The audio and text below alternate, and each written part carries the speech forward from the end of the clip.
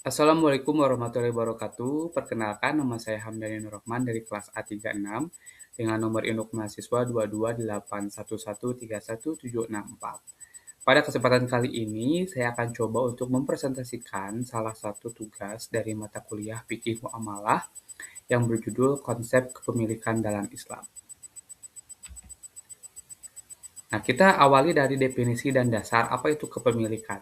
Secara bahasa, yang disebut dengan milik itu adalah penguasaan terhadap harta dan hak mutlak dalam menggunakannya.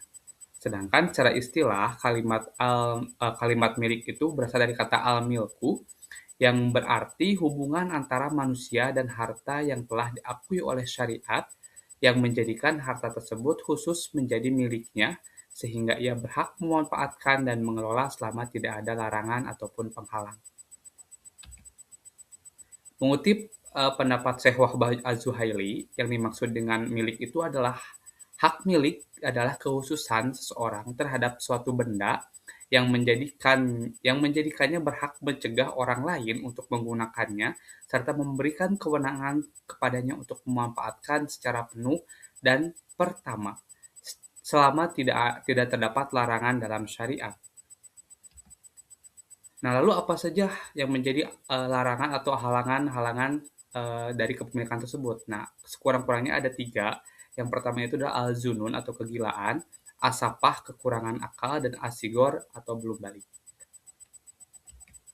Selanjutnya, nah menurut Syekh Wahbah Az-Zuhaili, kepemilikan itu ada dua macam. Ada kepemilikan sempurna dan ada kepemilikan tidak sempurna.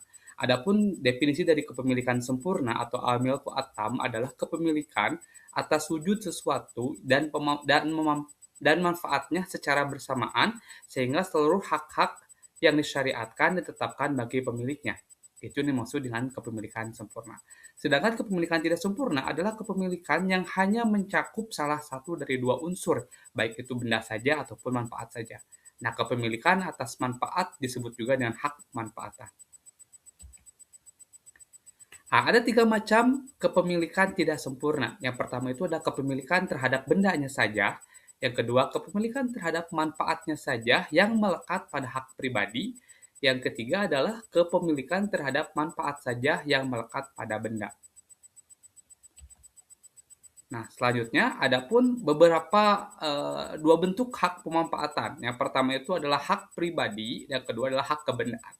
Hak pribadi atau dikenal juga dengan hak konsahsian adalah hak yang melekat pada diri penerima manfaat bukan pada benda yang dimanfaatkan. Sedangkan hak kebendaan atau hak konainian adalah hak yang melekat pada benda itu sendiri sehingga hak tersebut tetap ada pada siapapun pemilik atau penerima manfaatnya. Hak kebendaan ini yang melekat pada suatu benda disebut juga dengan hak pelayanan atau hakul irtifak. Nah, beberapa jenis atau contoh dari hak pelayanan atau hak guna lahan atau hakul irtifak tadi, yang pertama itu adalah hak minum, yang kedua adalah hak terhadap aliran air, yang ketiga adalah hak drainase, yang keempat adalah hak lewat, dan kelima adalah hak bertetangga. Jadi sebenarnya masih banyak contoh-contoh lain di sini. Saya hanya menjelaskan beberapa saja contoh dari hak irtifak atau hak guna, gitu ya. Dan mungkin itu saja penjelasan singkat yang dapat saya sampaikan terkait materi mengenai eh, konsep kepemilikan dalam ajaran Islam. Mudah-mudahan walaupun ringkas dan singkat tapi bisa memberikan manfaat kepada semuanya.